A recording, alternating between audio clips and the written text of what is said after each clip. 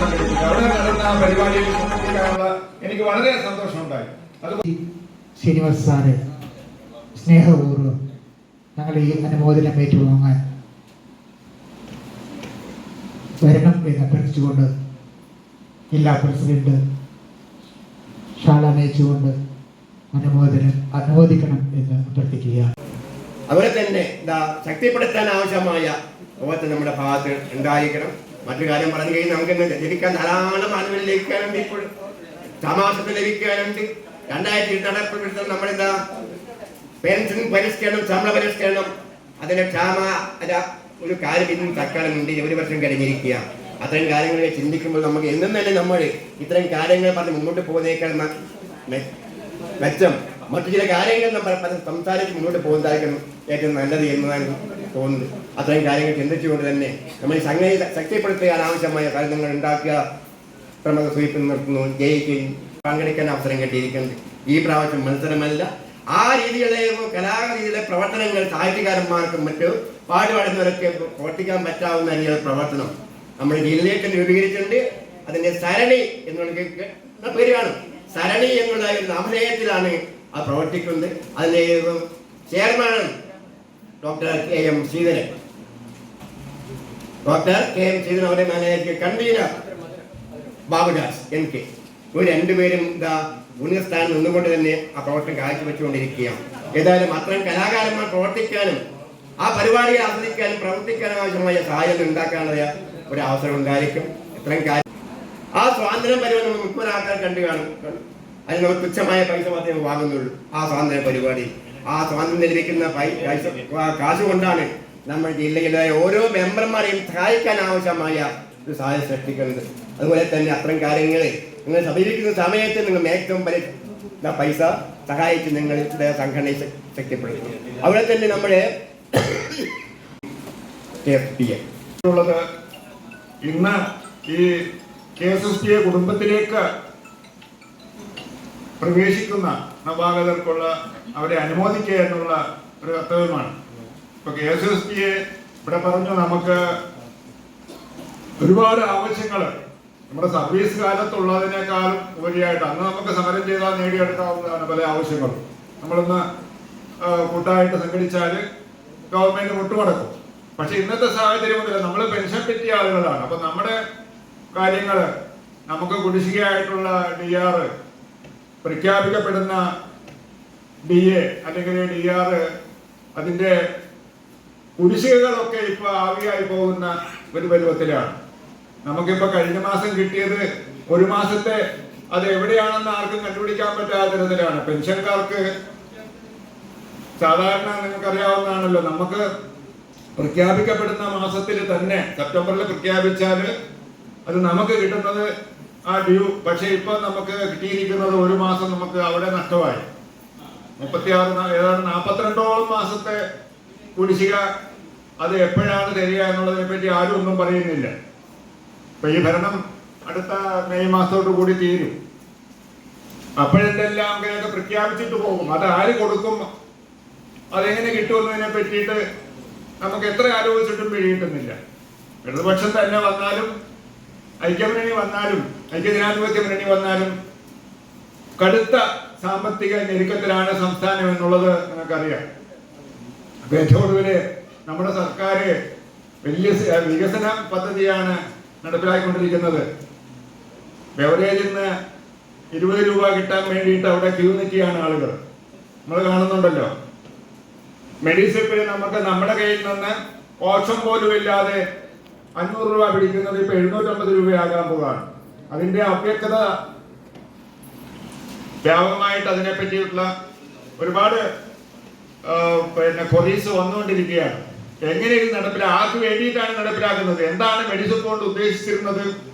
പ്രിയങ്കരനായ നമ്മുടെ മുൻ മുഖ്യമന്ത്രി ഉമ്മൻചാണ്ടി ഉദ്ദേശിച്ചത് ജീവനക്കാർക്കും പെൻഷൻകാർക്കും അവരുടെ കയ്യിൽ നിന്ന് ഒരു പൈസ പോലും വാങ്ങിക്കാതെ സമഗ്ര ആരോഗ്യ ഇൻഷുറൻസ് പദ്ധതി എന്ന ഒരു പദ്ധതിയാണ് അദ്ദേഹം ആസൂത്രണം ചെയ്തത്. പക്ഷെ നടപ്പിലാക്കി വന്നപ്പോ ഭാര്യയും ഭർത്താവും സർവീസിലുള്ളവർക്ക്, അതുപോലെ തന്നെ ഭാര്യയും ഭർത്താവും പെൻഷൻ ആയിട്ടുള്ള ആളുകൾക്ക് സാധാരണ കണക്കിൽ എങ്ങനെയാ ഭർത്താവിന് ഇൻഷുറൻസ് പോളിസി ഉണ്ടെങ്കിൽ അത് രണ്ടുപേർക്കും കൂടെ സ്പൗസിന് കൂടെ അനുഭവിക്കാവുന്ന തരത്തിലാണ്. പക്ഷെ രണ്ടുപേരുടെയും കയ്യിൽ നിന്ന് പൈസ പിരിക്കുന്ന ഓപ്ഷൻ ഇല്ലാതെ തന്നെ നമ്മളോട് ഒരു ചോദ്യം, നിങ്ങൾക്ക് ഇൻഷുറൻസ് വേണമെന്ന് ചോദിച്ചാൽ ഭൂരിപക്ഷം പേരും വേണ്ട എന്നേ പറയുള്ളൂ. കാരണം എന്താ, 1.5 ലക്ഷം 2 ലക്ഷം വരെ രൂപ നമ്മുടെ കയ്യിൽ നിന്ന് ചെലവായാൽ നമുക്ക് കിട്ടുന്ന വെറും 30-35,000, 30 രൂപ 35,000 അത്രയാണ് കിട്ടുന്നത്. ഏറ്റവും ഇവിടെ എൻ്റെ ഒരു സുഹൃത്ത് കരുണാകരൻ നമ്പ്യാര്, അദ്ദേഹത്തിന് കരളില് എന്തോ പ്രശ്നമായിട്ട് ബന്ധപ്പെട്ടിട്ട് ഒരു സർജറി നടന്നു. അദ്ദേഹത്തിന് 1.5 ലക്ഷത്തോളം രൂപ ചെലവായി. പക്ഷെ അദ്ദേഹത്തിന് കിട്ടിയത് എത്ര? വെറും 33,000 രൂപയാണ്. അത് തന്നെ ഈ മെഡിസിനുമായി പോകുന്ന ആളുകളെ കാണുമ്പോൾ വഴിമാറി നടക്കുകയാണ് സംസ്ഥാനത്തെ ആതുരാലയങ്ങൾ. അത് ആയുർവേദ മെഡിസിന് റീഇംബേഴ്സ്മെന്റ് പോലും ഇല്ല, അല്ലെങ്കിൽ അവിടെ നിന്ന് ക്ലെയിം പോലും കൊടുക്കാൻ പറ്റുന്നില്ല. അപ്പൊ ഞാനത് പറയുമ്പോൾ ഓർക്കുകയാണ്. അപ്പൊ ഞങ്ങൾ ഗ്രൂപ്പ് ഇൻഷുറൻസ് വാട്ടർ അതോറിറ്റിയിലെ പെൻഷൻകാർ, ഞാൻ വാട്ടർ അതോറിറ്റിയിലെ ഒരു ജീവനക്കാരനായിരുന്നു. അപ്പൊ വാട്ടർ അതോറിറ്റിയിലെ പെൻഷൻ ഞങ്ങൾ ഗ്രൂപ്പ് ഇൻഷുറൻസിൽ ചേർന്നിട്ടുണ്ട്. ഞങ്ങൾക്ക് റീഇംബേഴ്സ്മെന്റ് ആനുകൂല്യമുണ്ട്. നമുക്ക് ഇവിടെ റീഇംബേഴ്സ്മെന്റിന് കൊടുക്കുകയാണെങ്കിൽ അത് കിട്ടണമെങ്കിൽ എത്രയോ കാലങ്ങൾ കാത്തിരിക്കുന്ന ഒരവസ്ഥയാണ്. ആയുർവേദ മെഡിസിന് ഇപ്പോഴും അംഗീകാരം കിട്ടിയിട്ടില്ല. പലരും ഇവിടെ കുഞ്ഞമ്പാഷ് പറഞ്ഞതുപോലെ നമ്മളിപ്പോൾ ഇവിടെ നല്ല കുഴിച്ചുകുടിയൊക്കെ ഇട്ടിട്ട് വന്നിരിക്കുന്നുണ്ടെങ്കിലും നമ്മൾക്ക് ഒരുപാട് രോഗങ്ങളുണ്ട്. തുടർച്ചയായി മരുന്നുകൾ കഴിക്കുന്ന ആളുകളുണ്ട്. അതൊക്കെ ആ രോഗങ്ങളും നമ്മുടെ കുടിശ്ശികകളും ഒക്കെ മറന്നുകൊണ്ട് നമ്മുടെ ഒരു ഗ്രൂപ്പ് അല്ലെങ്കിൽ നമ്മുടെ ഒരു കൂട്ടായ്മ അതൊക്കെ മറക്കാനും നമ്മളിൽ ഉറങ്ങിക്കിടക്കുന്ന കലാവാസനകളെയും അതുപോലെ തന്നെ മറ്റു കാര്യങ്ങളെ പറ്റിയൊക്കെ പരിപോഷിപ്പിക്കാനും ഒക്കെയുള്ള ഒരു ശ്രമമായിട്ടാണ് ഞാൻ ഈ KSSPയെ നോക്കിക്കാണുന്നത്. അത് പറയപ്പെട്ട ശ്രീനിവാസൻ മാഷ് അതുപോലെ തന്നെയുള്ള കലാകാരന്മാരായിട്ട് കഴിയാൻ നമുക്ക് ഈ സംഘടന കൊണ്ട് സാധിക്കും. മറ്റ് ആനുകൂല്യങ്ങൾക്കൊക്കെ വേണ്ടിയിട്ട് നമുക്ക് തുടർന്നും സമരം ചെയ്യേണ്ടതുണ്ട്. അത് വേറൊരു ഭാഗത്ത് നമ്മുടെ മനസ്സിന്റെ സന്തോഷത്തിന്, നമ്മുടെ ശരീരത്തിന്റെ ആരോഗ്യത്തിനൊക്കെ ഈ സംഘടന ഗുണം ചെയ്യുമെന്നുള്ളതാണ് ഞാൻ എൻ്റെ അനുഭവം കൊണ്ട് പറയുന്നത്. 2011 തൊട്ട് ഇവിടെ സൂചിപ്പിക്കുകയും അച്ചേരി ബാലകൃഷ്ണൻ സാറുമായിട്ട് ബന്ധപ്പെട്ടിട്ട് 9 പേരുള്ള സമയത്ത് ഇന്നിപ്പോ ഏകദേശം 3000 നടക്കുകയാണ് നമ്മുടെ മെമ്പർഷിപ്പ്. അപ്പൊ ഈ ഘട്ടങ്ങളിലൊക്കെ ഇപ്പൊ 70 വയസ്സ് പിന്നിട്ടവനാണ് ഞാൻ മുടി അല്പം നരച്ചിട്ടുണ്ടെങ്കിലും എൻ്റെ മുമ്പിലിരിക്കുന്ന ഒരുപാട് പരസ്പരം അറിയില്ലെങ്കിൽ എൻ്റെ പേരൊക്കെ അറിയുന്ന ആളുകൾ പലരുമുണ്ട്. നമ്മുടെ കൊഞ്ഞനം കുത്തുന്ന ഒരവസ്ഥയിലാണ് നമ്മുടെ സമൂഹം കാണുന്നത് എന്ന് പറയുന്ന ഒരു ദയനീയ അവസ്ഥയിലാണ് നാം നിൽക്കുന്നത് എന്ന് പറയാതെ വയ്യ. വളരെയേറെ പ്രതീക്ഷകൾ നൽകി ഒരു സംഘടന എന്ന നിലയിൽ പെൻഷൻ പറ്റിയവർക്ക് വിശ്രമവേളയിൽ ഒത്തുകൂടാനുള്ള വേദിയായി മാറി എന്നൊരു കാലഘട്ടത്തിൽ നിന്ന് മാറി നമുക്ക് കിട്ടുന്ന പെൻഷൻ ആനുകൂല്യങ്ങൾക്ക് വേണ്ടി തെരുവിൽ ഇറങ്ങേണ്ട ഒരു അവസ്ഥയിലാണ് നമുക്ക് KSSP ഉള്ളത് എന്നത് വളരെ പ്രാധാന്യത്തോടുകൂടി നമ്മൾ കാണേണ്ടതാണ്. അതുകൊണ്ട് തന്നെ സംഘടനയുടെ ശക്തി വർദ്ധിപ്പിക്കുക എന്നുള്ളത് കഴിഞ്ഞ 6 മാസക്കാലമായി ഒരു ക്യാമ്പയിൻ എന്ന നിലയിൽ സംസ്ഥാന കമ്മിറ്റിയും ജില്ലാ കമ്മിറ്റിയും അതിന് വേണ്ട എന്താ പറയേണ്ടത്, നമുക്ക് സ്റ്റഡി ചെയ്യിച്ചുകൊണ്ട് നമ്മുടെ മെമ്പർമാരെ എങ്ങനെ വർദ്ധിപ്പിക്കാമെന്നത് വളരെ കൂലങ്കഷമായി ചിന്തിക്കുക മാത്രമല്ല അതിനുവേണ്ട ഒരുക്കങ്ങൾ നടത്തിയാണ് ഈ വർഷം മെമ്പർഷിപ്പ് ക്യാമ്പയിൻ നമ്മൾ തുടങ്ങിയിട്ടുള്ളത്. അതിൻ്റെ ഒരു പ്രതിഫലനം എന്ന നിലയിൽ പല നിയോജകമണ്ഡലങ്ങളും അതിൻ്റേതായ ഗുണം നമുക്ക് കിട്ടിയിട്ടുണ്ടെങ്കിലും കൂടുതൽ ഒരു ഭാവി കാര്യങ്ങൾ ഒന്നുകൂടി അതിന് ചിന്തിച്ചുകൊണ്ട് മെമ്പർമാരെ ചേർക്കാനുള്ള ശക്തി നമുക്കുണ്ടാവണം. പൊതുവെ അത് നമ്മുടെ മെമ്പർമാരിൽ നിന്ന് തന്നെ ഉണ്ടാവണം എന്നാണ് എനിക്ക് പറയാനുള്ളത്. പൊതുവെ ചേർക്കാൻ പോകുമ്പോൾ ഈ പെൻഷൻ പറ്റിയ കുറച്ച് സമയത്തേക്ക് അവർക്ക് ഈ പെൻഷൻ പറ്റി വയസ്സന്മാർ സംഘടനയ്ക്ക് എങ്ങനെ പോകേണ്ടത് എന്നുള്ള ഒരു വലിയൊരു അവരുടെ മനസ്സിന്ന് വല്ലാതെ പിന്നോട്ട് വലിക്കുന്ന ഒരു സമയമാണ് ഈ പെൻഷൻ പറ്റിയ 2-3 മാസക്കാലം. അപ്പോൾ പലപ്പോഴും അവർക്ക് നാളെ എടുക്കാം, അടുത്ത മാസം എടുക്കാം എന്ന് പറഞ്ഞ് നമ്മൾ പുറകോട്ടടിപ്പിക്കുമ്പോൾ നമുക്ക് നമ്മുടെ സംഘശക്തി അറിയിച്ചുകൊണ്ട് നമ്മുടെ ഇതിൻ്റെ പ്രാധാന്യം അവരെ ബോധിപ്പിക്കാനുള്ള ശക്തി നമുക്കുണ്ടായാൽ അവർ മെമ്പർഷിപ്പ് എടുക്കുമെന്നാണ് തോന്നുന്നത്. അപ്പോൾ അതിൻ്റെ ഫലമായിട്ട് കാസർഗോഡ് നിയോജകമണ്ഡലത്തിൽ കഴിഞ്ഞ വർഷത്തേക്കാൾ ഏറെ ആൾക്കാർ ചിന്തിക്കുകയും പ്രവർത്തിക്കുകയും ചെയ്യേണ്ട സമയമാണ്. അതോടൊപ്പം തന്നെ നമ്മുടെ പല ആനുകൂല്യങ്ങളും നഷ്ടപ്പെട്ടുകൊണ്ടിരിക്കുന്നു. ആ ഒരവസ്ഥയും കൂടി വന്നു ചേരുന്നുണ്ട്. അപ്പോൾ ഇലക്ഷൻ എടുക്കുന്നത് കൊണ്ട് തന്നെ ഗവൺമെൻറ് നമ്മുടെ കണ്ണിൽ പൊടിയിടാനുള്ള ചില പ്രയോഗങ്ങളൊക്കെ നടത്തും എന്നൊക്കെ നമ്മൾ പത്രവാർത്തയിൽ കൂടി വായിക്കുന്നുണ്ട്. ചിലപ്പോൾ നമുക്ക് നഷ്ടപ്പെടുന്ന കാര്യങ്ങൾ തന്നെ നമ്മൾ മറന്നു പോകുന്ന അവസ്ഥയിലും വരുന്നുണ്ട്. കഴിഞ്ഞ ശമ്പള പരിഷ്കരണത്തിൻ്റെ ആനുകൂല്യങ്ങൾ പോലും നമുക്ക് ഇതുവരെ ലഭിച്ചിട്ടില്ല. ഇപ്പം അത് ഏകദേശം വിസ്മൃതിയിലായ ലക്ഷണമാണ്. അപ്പോൾ നമ്മൾ തന്നെ മറന്നു പോകുന്ന അവസ്ഥ. അതുപോലെ തന്നെ DA നമുക്ക് കുടിശ്ശിക 15%, അടുത്ത ഒരു ഗഡുവും കൂടി കേന്ദ്രം അനുവദിക്കാൻ പോകുന്നുണ്ട്. അതും കൂടി ആകുമ്പോൾ ഏകദേശം 18-19% വീണ്ടും പെൻഡിങ്ങിലാണ്. അപ്പോൾ ഇതിൽ നമ്മളെ ഒന്ന് ഇലക്ഷനൊക്കെ വരുന്നതല്ലേ എന്നുള്ളത് കൊണ്ട് തന്നെ പെൻഷനും ആനുകൂല്യങ്ങളും കൊടുക്കാനുള്ള സംസ്ഥാന ഗവൺമെൻറ്റിൻ്റെ ചില കാര്യങ്ങൾ ഈ നവംബറിലൊന്ന് കിട്ടുമെന്നൊക്കെ കഴിഞ്ഞ ദിവസം നമ്മൾ പത്രത്തിൽ വായിച്ചു. അപ്പോഴും നമുക്ക് നഷ്ടപ്പെടുന്ന കുടിശ്ശികയെക്കുറിച്ചൊന്നും സർക്കാർ മിണ്ടാത്ത അവസ്ഥയാണ്. ഇപ്പോൾ അങ്ങനെ കുടിശ്ശിക കിട്ടാതായി വരുമ്പോൾ നമ്മൾ തന്നെ വിചാരിക്കും, അയ്യോ അത് കിട്ടുന്ന സാധനമല്ലല്ലോ, പിന്നെ നമ്മളെന്തിനാണ് ഇത് ചോദിക്കുന്നത് എന്നുള്ള അവസ്ഥയിലേക്കാണ് നമ്മൾ സ്വയം ആ ഒരു രീതിയിലേക്ക് മാറിക്കൊണ്ടിരിക്കുന്ന അവസ്ഥ, അല്ലെങ്കിൽ നമ്മളെ മാറ്റിക്കൊണ്ടിരിക്കുന്ന ഒരവസ്ഥയിലാണ് മാധ്യമങ്ങളും സർക്കാരും ഒക്കെ കൂടി ചെയ്തുകൊണ്ടിരിക്കുന്നത്. അപ്പം ഈ അവസ്ഥയിൽ നമ്മൾക്ക് നഷ്ടപ്പെടുന്ന ആനുകൂല്യങ്ങൾ, അതുപോലെ തന്നെ അടുത്ത പരിഷ്കരണത്തിൻ്റെ സമയം അതിക്രമിച്ചു കഴിഞ്ഞു. ഏകദേശം 1 വർഷം കഴിഞ്ഞു നടപ്പിലാക്കേണ്ട സമയം. എന്നിട്ടും അതിനെക്കുറിച്ചൊരു കമ്മീഷനെ നിയമിക്കുകയോ അല്ലെങ്കിൽ അതിനുള്ള ഒരു നടപടിക്രമങ്ങൾ ആരംഭിക്കുകയോ ചെയ്യുന്നില്ല. നേരത്തെ പറഞ്ഞ പോലെ തന്നെ ഈ ഗവൺമെൻറ് മാറി അടുത്ത ഗവൺമെൻറ് വരുമ്പോൾ ഈ ബാധ്യതകളൊക്കെ ആ ഗവൺമെൻറ്റിൻ്റെ തലയിലേക്കിട്ട് പോവുക എന്നുള്ള ഒരവസ്ഥയിലേക്കാണ് സംസ്ഥാന ഗവൺമെൻറ് നീങ്ങിക്കൊണ്ടിരിക്കുന്നത്. അപ്പോൾ ഞാൻ നേരത്തെ പറഞ്ഞ പോലെ തന്നെ നമുക്ക് ആലോചിച്ച് പ്രവർത്തിക്കാൻ, ചിലപ്പം ഇലക്ഷൻ അടുക്കുമ്പോൾ എന്തെങ്കിലും കുറച്ച് ആനുകൂല്യങ്ങൾ തന്ന് കണ്ണിൽ പൊടിയിടാനും നമ്മളെ അവിടെ വോട്ട് വാങ്ങാനും ഒക്കെ ഉള്ള ഒരു ശ്രമം ഉണ്ടാവും. ആ ഒരു പറ്റിക്കൽ ഇതിലൊന്നും നമ്മൾ ആരും വീണുപോകരുത് എന്ന് മാത്രം ഓർമ്മ വേണ്ടി നിരന്തരമായി പോരാടേണ്ടതായിട്ടുണ്ട്. അപ്പോഴും നമ്മൾ ഇങ്ങനെ ഉണർന്ന് പ്രവർത്തിക്കേണ്ടതായിട്ടുണ്ട്.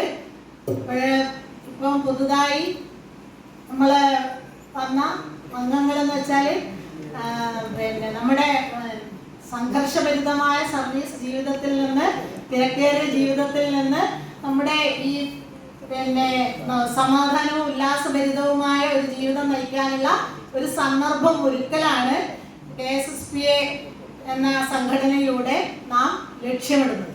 അപ്പോൾ നമ്മൾ ഈ KSSPA സംഘടനയിൽ നമ്മൾ കലാ സാംസ്കാരിക സംഘടനയായ സരണിയിലൂടെ ഈ നമ്മുടെ ഉറങ്ങിക്കിടക്കുന്ന കഴിവുള്ള കലാകാരന്മാരുടെ കഴിവുകൾ വികസിപ്പിച്ചെടുക്കാൻ സാധിക്കുന്നുണ്ട്. അപ്പോൾ നമ്മൾ ഈ അടുത്തായിട്ട് കലോത്സവം സംഘടിപ്പിച്ചിട്ടുണ്ട്.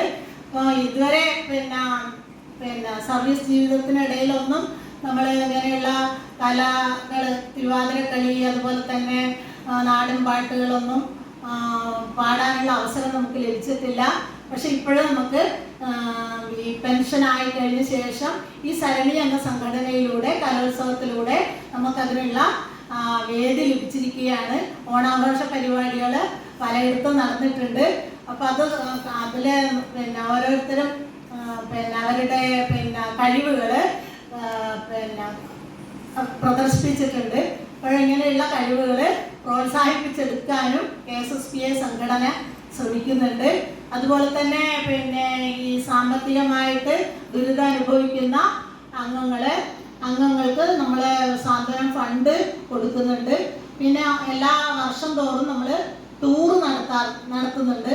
അപ്പോൾ അങ്ങനെ നമ്മൾ ഉല്ലാസഭരിതവും സമാധാനപരവുമായ ഒരു അന്തരീക്ഷം സൃഷ്ടിച്ചെടുക്കാൻ KSSPAക്ക് സാധിച്ചിട്ടുണ്ട്. അപ്പോൾ ഇന്ന് ഇപ്പം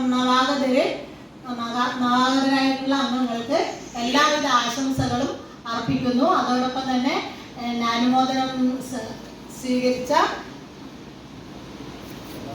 നമ്മളെ മുന്നിൽ നിൽക്കുന്ന ഒരുപാട് പ്രതിഭകൾ നമ്മളെതിർ നിൽക്കുന്നുണ്ട്. നല്ല അവസരങ്ങൾ കിട്ടുമ്പോൾ അതൊന്ന് ഉപയോഗിച്ചുകൊണ്ട് നമ്മുടെ നാടിന് വേണ്ടി, നമ്മുടെ സമൂഹത്തിന് വേണ്ടി ഒരുപാട് കാര്യങ്ങൾ ചെയ്യാൻ പറ്റട്ടെ. ഇതുവരെ നമ്മൾ സർവീസിൽ ഇരുന്നു കൊണ്ട് ഒരുപാട്, അതായത് സർവീസുമായി ബന്ധപ്പെട്ട് ഒരുപാട് കാര്യങ്ങൾ ചെയ്യുന്ന ഒരു കാലഘട്ടം ഉണ്ടായിരുന്നു. പക്ഷേ ഇന്ന് റിട്ടയർഡ് ചെയ്ത അധ്യാപകരായിട്ട് മറ്റെല്ലാ മേഖലയിലുള്ള എല്ലാ സഹോദരന്മാരും മുന്നിട്ട് വരണം. നമ്മൾ ഒന്നിച്ച് പ്രവർത്തിച്ചാലേ നമ്മൾക്ക് എല്ലാ കാര്യങ്ങളും നേടിയെടുക്കാൻ സാധിക്കും എന്നുള്ള കാര്യം മാത്രം ഈ അവസരത്തിൽ പറഞ്ഞുകൊടുന്നു. അതായത് ഇന്ന് മഹിളാ കോൺഗ്രസിന്റെ സ്ഥാപക ദിനമാണ്. അതുകൊണ്ട് ഒരുപാട് സഹോദരിമാരെ കാണുമ്പോൾ സന്തോഷം തോന്നുന്നു. അതായത് 1984 മഹിളാ കോൺഗ്രസ് രൂപീകരിക്കപ്പെട്ടത്. ഇന്ന് നമ്മൾ അതിന് ആ വിശേഷം സ്ഥാപക ദിനം കൊണ്ടാടുകയാണ്. അപ്പോൾ ഈ സമയത്ത് എല്ലാവരെയും ഒന്നിച്ച് ചേർക്കാനും ആ പരിപാടി ഒന്ന് ഓർമ്മിപ്പിക്കാനും കഴിഞ്ഞതിൽ സന്തോഷമുണ്ട്. നമ്മുടെ സംഘടന ബലപ്പെടണം. മറ്റേ സംഘടനക്കാരൊക്കെ അവര് നമ്മൾ അറിയാതെ ഇപ്പൊ നമ്മൾ തൊട്ടടുത്തുള്ള വീടുകൾക്കൊക്കെ കയറിക്കൊണ്ട്, അതായത് ആരും ഇല്ലാത്ത സമയത്ത് അവരൊക്കെ മനസ്സിലാക്കിക്കൊണ്ടല്ല അവരടുത്ത് പോയി നിങ്ങൾക്ക് എന്തൊക്കെ സഹായം വേണോ, നിങ്ങൾക്ക് എന്തൊക്കെ കിട്ടുന്നുണ്ടെന്ന് നമ്മൾ അറിയുന്ന വ്യക്തിത്വങ്ങളെ പോയി അവരെ മാറ്റുന്ന ഒരു സാഹചര്യമാണ് നമ്മൾ കാണുന്നത്. നമ്മളെ യൂണിയനിൽ സഹകരിക്കുന്നവരായാലും പോലും അതൊക്കെ നടക്കാത്ത രീതിയിൽ നമ്മൾ സൂക്ഷിക്കണം. നമ്മുടെ പുതിയതായി ഇന്ന് ഇവിടെ നവാഗതരുടെ സ്വാഗതമാണ് ഇവിടെ നടക്കുന്നത്. അവര് ഊർജ്ജസ്വലമായി ഇനിയും ഒരുപാട് കാര്യങ്ങൾ അവർക്ക് ചെയ്യാൻ പറ്റട്ടെ. നമ്മളെല്ലാം ഒന്നിച്ച് പ്രവർത്തിക്കാമെന്ന് മാത്രം പറഞ്ഞു. ഇരിക്കുന്നവരാരും അങ്ങനെ ഒറ്റപ്പെട്ടു പോകരുത് എന്നുള്ള രീതിയിൽ ചെറുതായി എഴുതി തുടങ്ങി. ഇപ്പോൾ ഞാനിവിടെ നിൽക്കുന്നുണ്ടെങ്കിൽ നിങ്ങളെ എല്ലാവരുടെയും അനുഗ്രഹം കൂടി കൊണ്ടാണ് എന്ന് എനിക്ക് പറയാതിരിക്കാൻ വയ്യ. എന്നോട് ആലോചിച്ചു, പിന്നെ ഇപ്പം എന്തിനാ നിങ്ങൾ അതിങ്ങനെ ഈ സംഘടനയെല്ലാം പറഞ്ഞ് ഇങ്ങനെ വയസ്സായവരുടെ കൂട്ടത്തിലൊക്കെ പോകുന്നത്? അപ്പം ഞാനൊരു വയസ്സായവരാ. പിന്നെ അതൊരു ശരിക്കൊരു പൂവാടി പോലെയാണ്.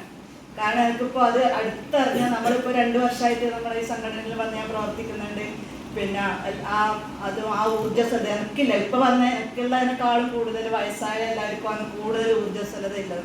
അതേപോലെ ശ്രീനിവാസ മാഷ് പറഞ്ഞ പോലെ രാവിലെ 10 മണി മുതൽ 5 മണി വരെ ശ്രീധരൻ അത് അധികം ഇരിക്കാത്ത ഒരാളാണ്. ഇങ്ങനെ പുറത്തെല്ലാം പോയി കഴിഞ്ഞാൽ ഇങ്ങനെ അവരെ പരിപാടിയാണെങ്കിലും പ്രസംഗിക്കാൻ അങ്ങനെയാണെങ്കിൽ കുറേ ഇരിക്കും. പക്ഷെ ഇങ്ങനെ ഒരു കലാപരിപാടിക്ക് രാവിലെ 10 മണി മുതൽ 5 മണി മുതൽ അതൊന്നും നമുക്ക് പറയാൻ പറ്റൂല. പിന്നെ അത്രയും മാഷ് പറഞ്ഞു വയസ്സായവരാണ് ഏറ്റവും കൂടുതൽ ഡാൻസും തിരുവാതിരയും പിന്നെ നാടോടി നൃത്തവും. അതിൻ്റെ അടുത്തൊന്നും നമ്മളൊന്നും ഒന്നും അല്ലാത്തൊരു ഫീലിങ്. പക്ഷെ നമ്മുടെ മാഷ് വളരെ ആ സദസ്സാകെ കൈയടിച്ചു മാഷ് പാടിയപ്പോൾ. അത്രയും നമ്മുടെ കാസർഗോഡിൻ്റെ ഒരു അഭിമാനം തന്നെയാണ് മാഷ്. അപ്പോൾ ഞാൻ അവിടെ ചൊല്ലിയ കവിതയല്ല അവിടെ ചൊല്ലുന്നത്. അറിയിക്കുന്നു. അതുകൊണ്ട് ബന്ധപ്പെട്ടവർ ആ ധാരണ ഒന്ന് തിരുത്തുന്നത് നന്നായിരിക്കും എന്നും അറിയിക്കുന്നു. നമ്മുടെ കരുത്താണ്, നമ്മുടെ ഊർജമാണ്, നമ്മുടെ ഊർജസ്വലതയാണ്.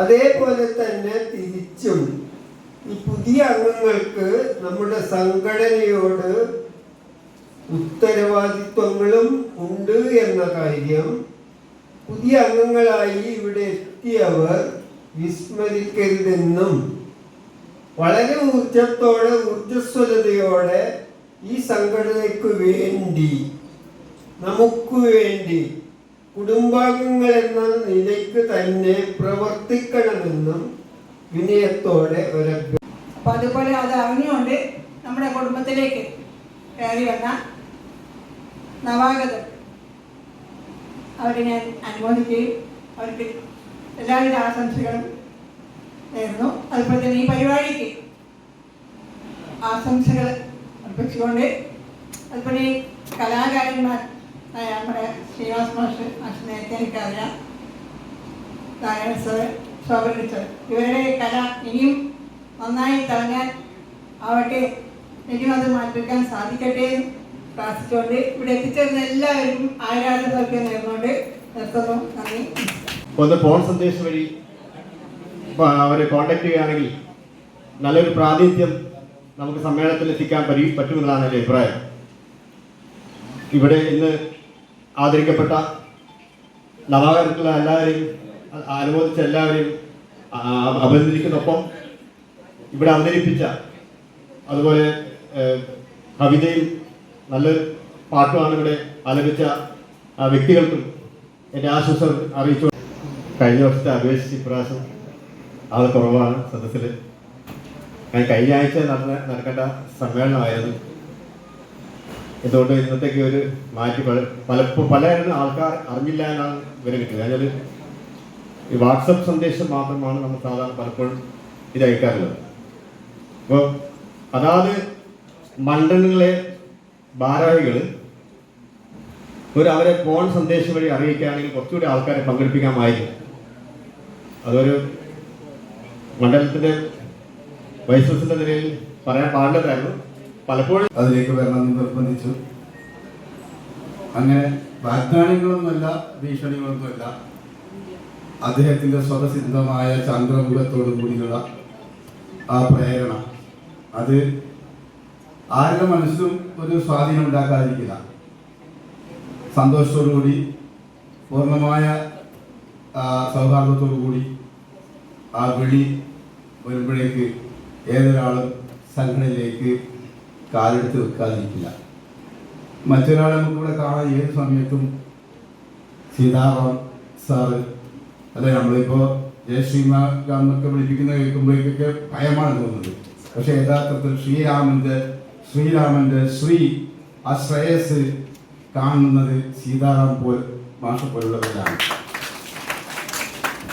ആ ഭഗവാന്റെ ചിന്തകള് മനസ്സിന്റെ ഒത്തുകയിലേക്ക് എത്തുന്നത്, അത് സ്വീകാര്യമായി തോന്നുന്നത് ഇദ്ദേഹത്തെ പോലുള്ളവരുടെ സ്വഭാവ ഗുണങ്ങൾ കാണുമ്പോഴാണ്. അത് നമ്മൾ മനസ്സിലാക്കണം. നമ്മുടെ ഇന്ത്യ നിങ്ങൾക്ക് നിങ്ങളുടെ മതം, ഞങ്ങൾക്ക് ഞങ്ങളുടെ മതം എന്നുള്ള നിലയിൽ ഇതിൻ്റെയൊക്കെ ഇടയിൽ കോൺഗ്രസിൻ്റെ സ്വാധീനത്തിൽ എല്ലാവരെയും ഒത്തൊരുമിച്ച് കൊണ്ടുപോകുന്ന നല്ലൊരു ഇന്ത്യ ആയിരുന്ന നല്ല കാലം, എല്ലാം ജനാധിപത്യ രീതിയിൽ നടന്നു പോയിരുന്ന കാലം ഇന്നതൊക്കെ മാറി എല്ലാം ഏതാനും ചില വ്യക്തികളുടെ സ്വന്തം താല്പര്യങ്ങൾക്ക് വഴിമാറി പോകുന്ന ഒരു വലിയ ദുരന്ത അവസ്ഥയാണ് കാണുന്നത്. ഒരു സ്വർണത്തിൻ്റെ ബിംബം സ്ഥാപിച്ചാൽ അതിൻ്റെ ദൈവിക ഗുണങ്ങളെ കണ്ട് ആരാധിക്കുന്നതിന് പകരം ആ ബിംബത്തിലുള്ള സ്വർണത്തിൻ്റെ അംശങ്ങളെ കണ്ട് ആരാധിക്കുന്നവരായി മാറിപ്പോകുന്ന ഒരു ജനതയെ സൃഷ്ടിക്കുന്ന ഒരു തലത്തിലേക്ക് തരം താണ് പോവുകയാണ് നമ്മുടെ ഇന്ത്യൻ സമൂഹം എന്ന് തോന്നിപ്പോകുന്നു. മറ്റൊന്നും ചിന്തിക്കുന്നില്ല. ഒരു മതത്തിൻ്റെ പേര് പറഞ്ഞാൽ ഏതൊരാൾക്കും ഏത് കാര്യങ്ങളെയും നശിപ്പിക്കുവാനും അദ്ദേഹത്തിൻ്റെ സ്വന്തം ഇഷ്ടം സ്ഥാപിക്കാനും സാധിക്കുക എന്നുള്ളത് വലിയൊരു എന്താ പറയുന്നത്, മനുഷ്യൻ്റെ അധമസ്ഥിതി എന്നല്ലാണ്ട് പറയാൻ പറ്റുമോ? എല്ലാവർക്കും ശാന്തിയും സമാധാനവും ഗുണങ്ങളും നന്മകളും വരുത്താൻ വേണ്ടിയാണ് മതങ്ങൾ സൃഷ്ടിക്കപ്പെട്ടത്. പക്ഷെ നമ്മൾ നേരെ മറിച്ച് ഒരു ചിന്താഗതിയിലേക്ക് എത്തുകയാണ്. മതരാഷ്ട്രമായിട്ട് ഏതെങ്കിലും രാഷ്ട്രം നന്നായിട്ടുണ്ടോ? പാകിസ്ഥാൻ മതരാഷ്ട്രമായി രൂപീകരിക്കപ്പെട്ടു, പള്ളികളിൽ ബോംബ് പൊട്ടുകയാണ്, പലപ്പോഴും നമ്മൾ കാണുന്നതാണ്. അപ്പൊ എവിടെയും സമാധാനത്തിന് വേണ്ടിയിട്ട് ഒന്നും ചെയ്യാൻ സാധിക്കില്ല. അത് മനുഷ്യന്റെ മനസ്സ്, ഈ ശ്രീരാം വിളി അവന്റെ മനസ്സിലെ നന്മയിൽ നിന്നായിരിക്കണം. അപ്പോഴേക്കാണ് ഭഗവാനും സമാധാനമൊക്കെ ഉണ്ടാകുക. അല്ലെങ്കിൽ ഏത് മതം ഭരിച്ചാലും ശരി, അക്രമങ്ങളും അവരുടെ സന്നിഷ്ടങ്ങളും കൂടിക്കൊണ്ടേയിരിക്കും. യഥാർത്ഥത്തിൽ ദൈവികമായ ചിന്ത സർവ്വതിനെയും സ്വാംശീകരിച്ചുകൊണ്ട് സർവ്വർക്കും സമാധാനവും നന്മയും വരുത്താനുതകുന്ന ഒരു ഉൾവിളിയായിരിക്കണം ദൈവത്തിൻ്റെ ചിന്ത. ആ രീതിയിൽ പോയാൽ മാത്രമേ നമുക്ക് ഈ ഖേദകരമായ അവസ്ഥയിൽ നിന്ന് മാറിയിരിക്കാൻ സാധിക്കുകയുള്ളൂ.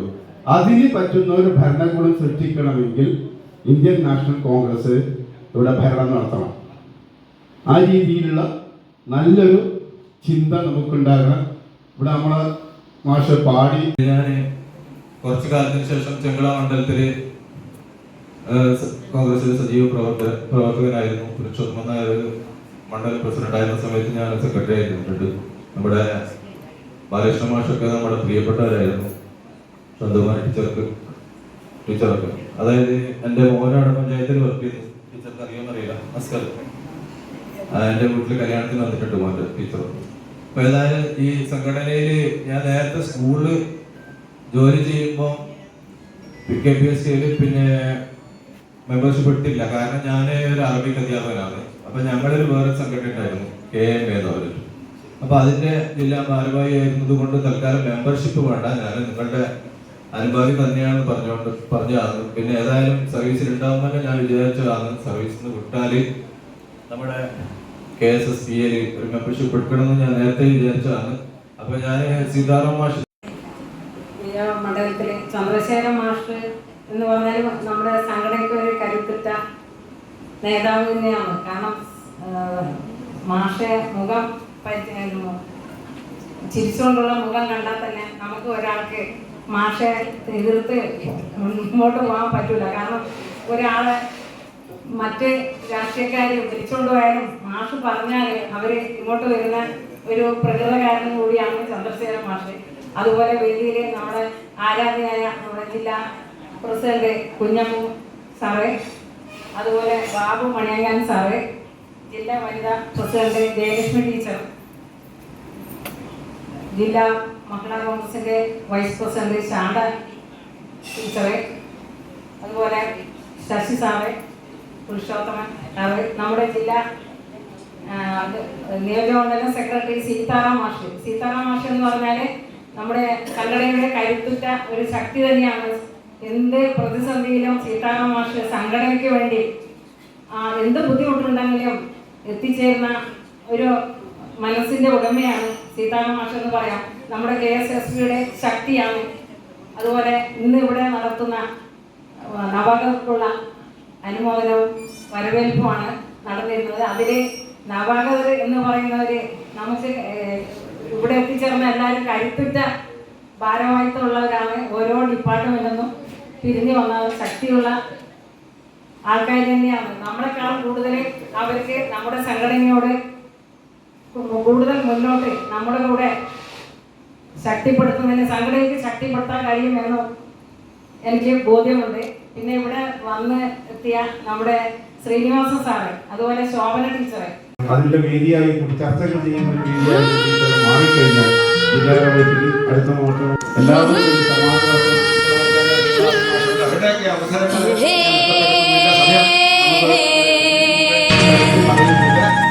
കൈവിട്ടു പോകാതിരിക്കാൻ കലോത്സവ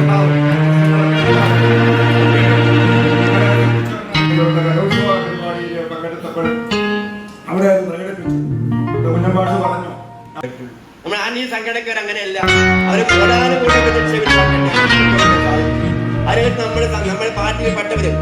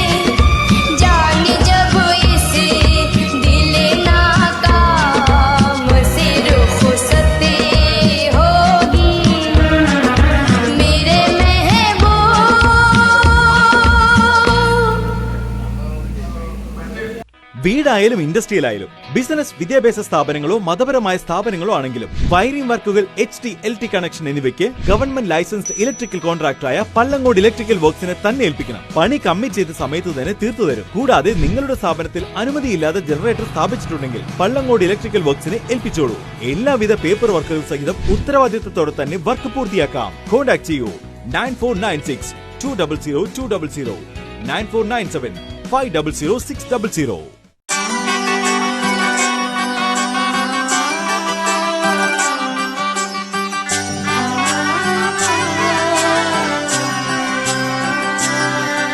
ഇവളണിയും പൊന്നല്ലേ, കനവുണരും ദിനമല്ലേ, മുഞ്ചത്തി പെണ്ണിൻ നിൻ മനം,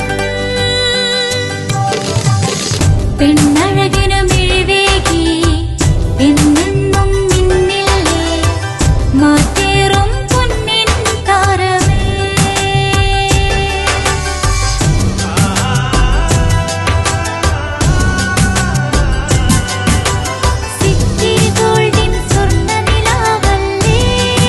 City Gold and Diamonds, Kerala and Karnataka, the glow of purity.